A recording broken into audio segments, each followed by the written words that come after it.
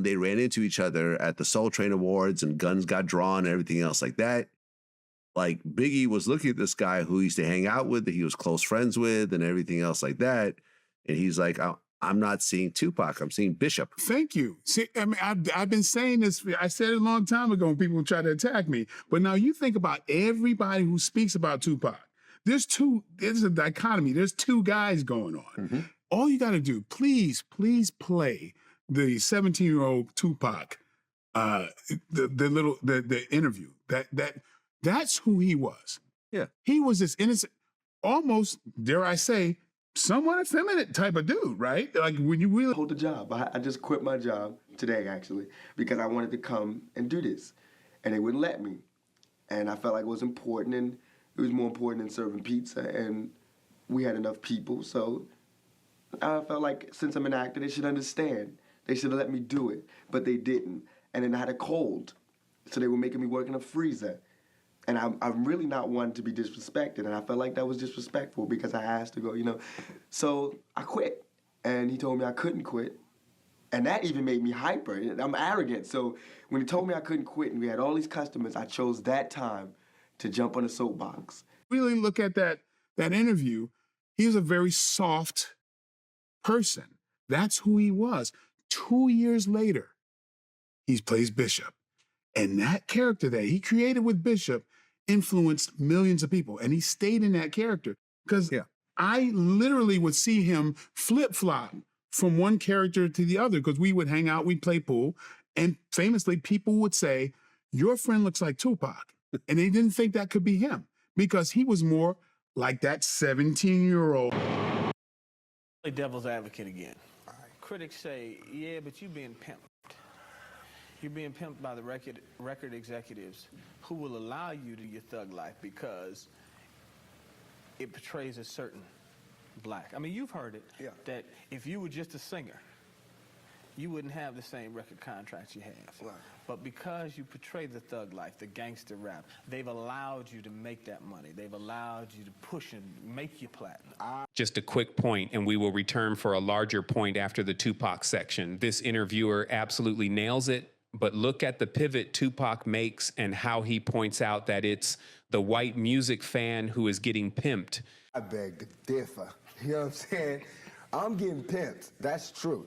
But just like how a woman would be, you know what I'm saying? Anybody to be pimped. You know, it's like, it's not that you get pimped. It's how long you get pimped. You know what I'm saying? Because if you really look at this situation, it is not I who's being pimped. When you look at them white kids with Raiders hats on, it's the white folks getting pimped. You know what I'm saying? Because I'm making their future. I'm writing down their curriculum.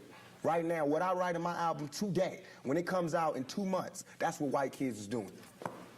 So who really is getting pimped? What I'm writing in my raps is what them white kids is gonna be saying to their mamas and daddies when they come home. Who is getting pimped? An arrest has been made in connection with the shooting death of Tupac Shakur. The rapper's 1996 murder from a drive-by shooting has remained unsolved for nearly 30 years. My son was killed. Still to this day, they don't know who or why. Damn sure wasn't no Orlando Anderson over no fight. But shooting, Chris Carroll, a now retired Las Vegas Police Department sergeant, came forward to say he was first at the scene. According to Carroll, when he opened the car door, Tupac fell out of the car covered in blood, and Carroll asked, quote, "Who shot you?" and states that Tupac took a breath to respond and said, quote, "Fuck you," before slipping into unconsciousness, making those Tupac's last words.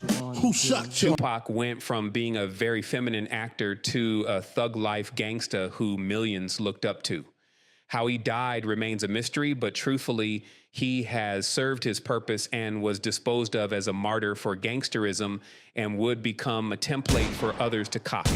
Whether his death was a part of a government conspiracy is almost irrelevant. His violent death was inevitable with the sharks he was swimming with.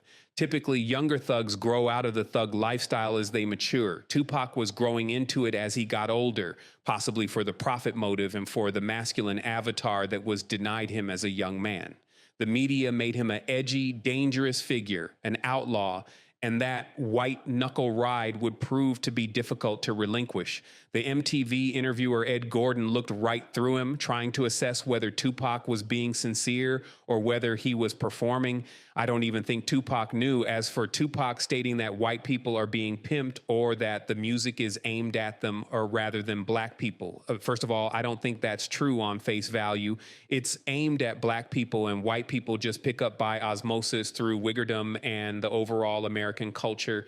Hip hop had a lot of cultural cachet that seeped into the U.S. citizenry at large, and black culture was very pervasive, especially in the 1990s and early 2000s. In modern times, black cultural power projection has waned significantly, and other groups have started to distance themselves from black cultural degeneracy.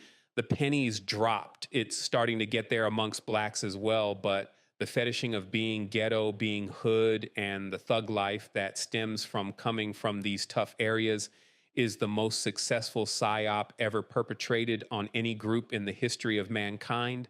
A psyop so powerful it nearly pulled other racial groups into the quicksand, and one where even if you were an upper middle class black kid who went to private school, you were quick to deny your upbringing so that you wouldn't be socially ridiculed.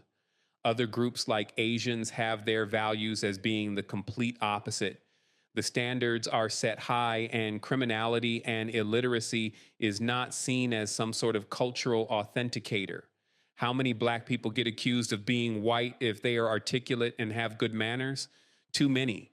Now onto Tupac's apparent nemesis, the notorious B.I.G., also known as Chris Wallace. Who shot you? Separate the weak from the